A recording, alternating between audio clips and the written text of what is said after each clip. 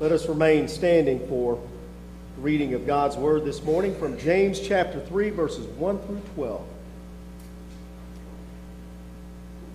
Not many of you should become teachers, my brothers and sisters, for you know that we who teach will be judged with greater strictness. For all of us make many mistakes. Anyone who makes no mistakes in speaking is perfect, able to keep the whole body in check with a bridle. If we put bits into the mouths of horses to make them obey us, we guide their whole bodies. Or look at ships. Though they are so large that it takes strong winds to drive them, yet they are guided by a very small rudder, wherever the will of the pilot directs. So also the tongue is a small member, yet it boasts of great exploits. How great a forest is set ablaze by a small fire. And the tongue is a fire. The tongue is placed among our members as a world of iniquity. It stains the whole body, sets on fire the cycle of nature, and is itself set on fire by hell. For every species of beast and bird, of reptile, sea creature can be tamed and has been tamed by the human species, but no one can tame the tongue. A restless evil full of deadly poison. With it we bless the Lord and Father, and with it we curse those made in the likeness of God. From the same mouth come blessing and cursing. My brothers and sisters, this ought not to be so. Does a spring pour forth from the same opening both fresh and brackish water? Can a fig tree, my brothers and sisters, yield olives, or a grapevine figs? No more can salt water yield fresh. This is the word of God for the people of God. Thanks be to God. You may be seated.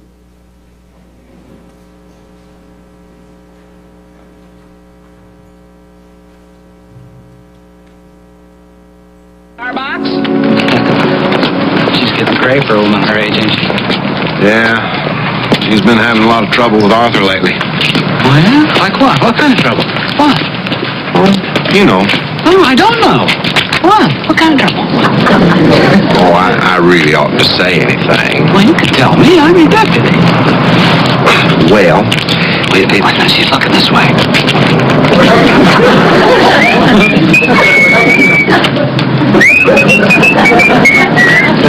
She went in the drugstore. Go ahead. Well, he wants the whole family to move out of town. For Pete's sake, why?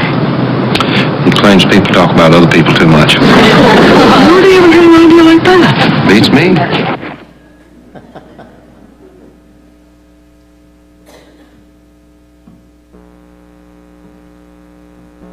Kind of hard to beat Andy Griffith's show, right? So, all right. Even when they're talking about gossip. You know, since I've been here, I'm beginning to learn a few things about you folks, and one of them is that you appreciate a good joke now and then, right? And you let me know when it's not funny. And I think you also like jokes, particularly when they're about preachers. So I'm going to tell you a preacher joke this morning. Is that okay? You got kind of nervous. Well, this is a joke that you probably have heard. I've heard over the years so many different versions of this story. And here goes. There were 4 clergy persons were on their way home from a conference. The conversation was casual but came serious when one of them said, you know what, we really need to take a step up in our faith and start confessing to one another. Well, they all agreed. So the first one says, well, you know, my sin is gambling. It's almost an obsession, he said. The second confessed, well, my sin is alcohol. I'm addicted to it. The third one sighed and said, well, I've got a lustful eye. And the fourth one hadn't said anything, just sitting there listening. And they said, now, come on now. All the rest of us have shared what our sin is, so you go ahead and you share yours. He said, okay. Well, friends, he said, I might as well tell you, my sin is gossiping, and when we get home, I'm going to have a good time. So. You heard that before?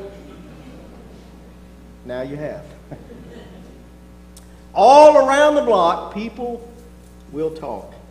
Well, that little phrase was once from a once very popular song. It spells out what we refer to as gossip. Not long ago, I preached preached a sermon from Ephesians passage, chapter 4, and you may remember the phrase, be angry but sin not, and it kind of let us know that anger had the potential to be either, good, or it could be harmful in some way. Well, could the same claim be made for gossip? What if the biblical writer had said something like this, gossip but sin not? Maybe, don't let the sin go down in your gossip. Okay. Boy, you folks are real quiet. Wow. We can also ask this, is gossiping something that we can't help like anger? I mean, we're going to get angry because we're human beings. Can we help ourselves from gossiping because we're human beings? Well, you folks are quiet. Yeah. Oh, my. James is convinced that not just all around the block will people talk, but it's a much larger problem dealing with the power of the spoken word. I think that's probably why he begins that chapter with, not many of you should become teachers. Now, that's not a scripture you probably want to use when you're trying to recruit teachers in some way, right? Sunday school teachers don't start out, well, we're going to read the scripture. Not many of you should become teachers. Well, this is the way James is. He just kind of tells it like he sees it here. Not many of you should become teachers. When you are in a position of trust and authority, what you say has even more potential for harm or good. Some years back, Stephen Anderson, a pastor from Arizona, preached a sermon, and it received national attention in a negative way, a very negative way. He had a sermon title. I'm not going to mention the name of the politician, but he said, "I hate. This is why I hate." Then he gave the name of the politician, and in the sermon he talked about he wanted to see this politician die, not somebody do something to them, but die of natural causes. What he said. And America, he said, would be better off without this person. Well, you know what? I think that James is right here. Those in a position of being a teacher, preacher, are judged with greater strictness. When I heard those words from that person in Arizona, I wondered if he needed to go back and reread the Bible again. Maybe James chapter 3, maybe the Sermon on the Mount, Matthew 5 through 7. Even though we may not agree with what someone says, even if we don't particularly care for that person, what we say, especially if we're in a position where other people are listening to us, we not only just share our thoughts, but actually what we do is we create in that other person that negativity, that harmfulness, that hurtfulness. I think that's what James is saying, that we have to be aware of that. We have to be very aware of that. Again, James said the tongue may be small in comparison, but like the rudder of a ship, it can control. And that's kind of an amazing image there that he gives. Anybody have a boat or been in a big boat in some way? It's okay to raise your hand. I'm not going to talk about you, okay? But isn't it amazing that something so small, the sails are so huge, and it takes a powerful wind to move those, but the actual direction that it goes is because of the rudder, that small in comparison size. That's what directs it. And that's what James says, what can happen in relationships, can happen in societies when our words are not held in check or understand the potential for either good or bad. He talks about it, uses the image of, wildfires, out in California, we've heard about wildfires and how something can start so small, and how he said a small blaze can set a whole entire forest on fire, the great fire like that, and how the tongue can be like that too. All it takes is just a negative word, and how that can grow into something uncontrollable and destructive. I don't know if any of you enjoy going to the circus. It's been quite a few years. We were down in Memphis in the Pyramid there before it's Bass Pro Shop, I think now. But they used to have circuses in there, and Barnum and Bailey Circus and things like that. But it always amazed me. You go and you see those animals like the animals like an elephant, and the most dangerous like the lions, the tigers. You think, wow, how in the world could human beings able to control an animal like that? Well, I tell you what, even closer to home, back when our granddaughters were here back in July, they were staying with us about a week and a half, and one Friday morning we took them down to Branson to see an animal show down there. And I don't think I've ever seen anybody train cats. That guy trained cats. I mean, I was amazed that he could train a cat to do something that, a cat actually followed his directions, Get an idea about my relationship with cats yet? So. But isn't it amazing, James says, that human beings have the ability to do that. We have the ability to create such technology. When I was a kid, to think you'd have something like an iPhone 6 Plus like this that could do the things, human beings, we can do so many things. We can do so many things. But James says, when it comes to bridling our words, we haven't met that challenge yet. As a matter of fact, he said, the tongue is a restless evil full of deadly poison. Any question where James stands on the issue of the power of the tongue to do harm? If the tongue has a power to do evil, can there also be potential to produce something that is helpful? Frank McAndrew, a psychology professor at Knox College in Galesburg, Illinois, outlines the following thesis. He said that gossip is a social skill, not a character flaw. Gossip, he said, is a social skill, not a character flaw. He said, it's only when you don't do it well that you get in trouble. Where I come from in Arkansas, we put it this way. Since you sang the song, said the thing about Arkansas, yeah, salt, well, okay. We put it this way. You can say anything you want to about anybody as long as you end it with, bless their heart. Well, that's another way of saying what he is. The only people get in trouble with is when they don't do it well. That's what this professor is saying. Well, what he did was he set up an experiment with some of his students. I think it was something like 42 men and 98 women to read 12 brief fictional stories, the type that would be perfect for spreading around the dorm. And some of the stories had positive subjects about winning a major award or inheriting large sums of money, and some of them involved negative themes, including drunken escapades, promiscuity, gambling problems, classroom cheating, that kind of thing. And after reading each story, the students were asked to rank how likely they would be to seek more information, depending on whether the scenario described a negative or whether or not it was acquaintance or friend, relative, a stranger, an enemy, or rival or romantic partner in some way. Well, the results published in the Journal of Applied Social Psychology show that the nature of the gossip controlled whether it was passed on. And the students were more generally willing to freely share damaging, negative personal information when it involved a rival. Well, we knew that, didn't we? And that they would only pass on good news if it was about a friend. I think that pretty well tells us what we already knew. Well, according to McAndrew, we feel pleasure whenever we share savory scraps of information because gossip helps to build relationships and bond people together, is what he said. And he said the study seems to imply that a little bit of gossip is necessary for the wheels of social convention to keep turning, what we call kind of a transmission of a positive buzz, if you will. But even McAndrew acknowledges that gossip, when taken too far, can be a problem. It's important to share information, he said, but not indiscriminately.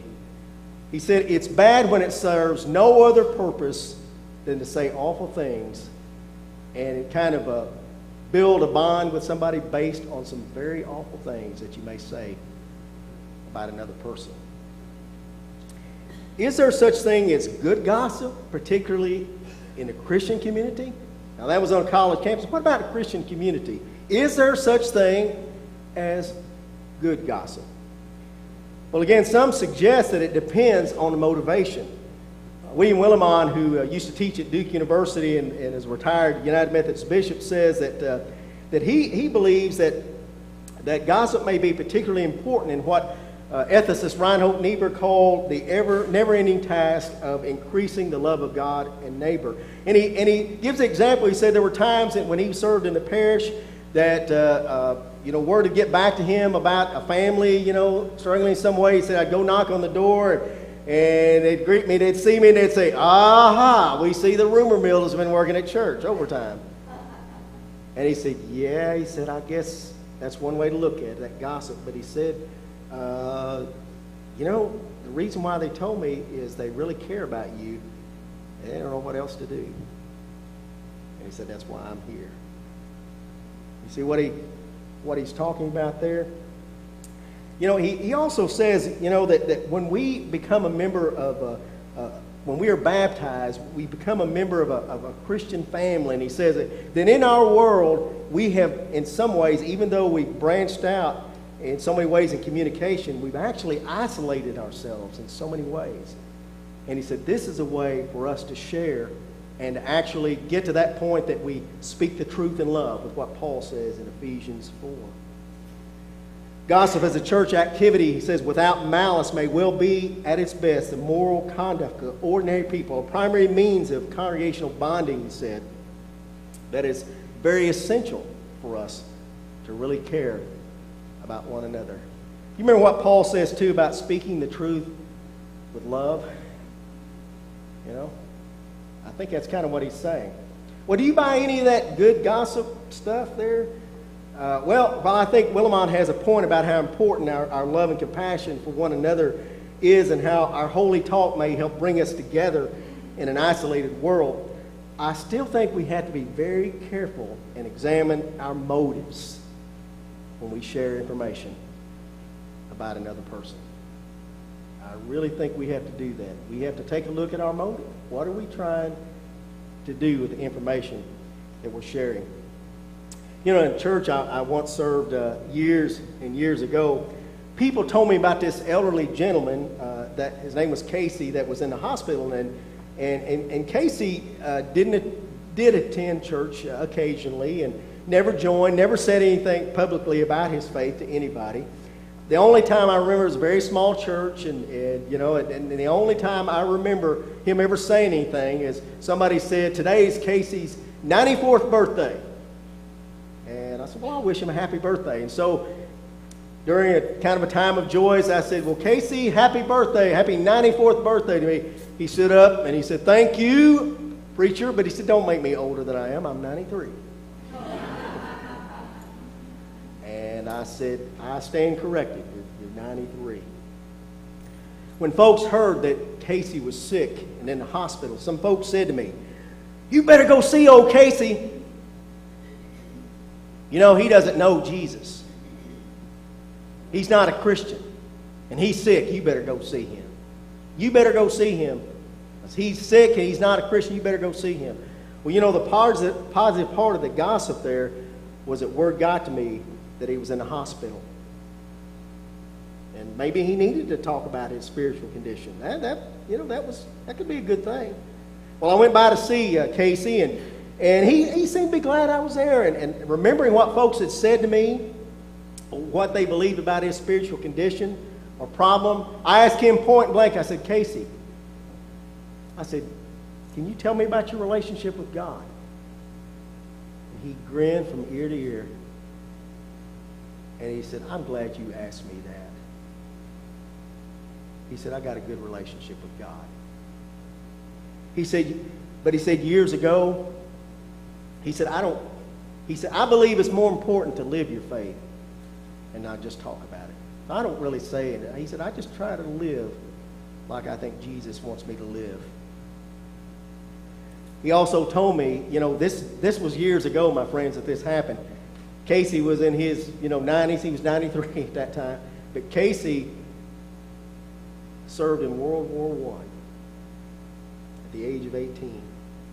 And he told me stories that he said, preacher, he said, I saw people killed. I killed people. And he said, a lot of people don't understand what kind of hell that is. And he said, when I got back from the war, he said, I couldn't live in society right then. He said, I couldn't believe in anything good. I couldn't believe in God. I couldn't believe in anything. He said, I roamed this country. He said, but you know what? God didn't give up on me. He said, he sent people my way. Little by little, I began to find my way back again. He says, to answer your question, he said, I got a good relationship with the Lord Jesus Christ. I said, thank you for sharing that, Casey.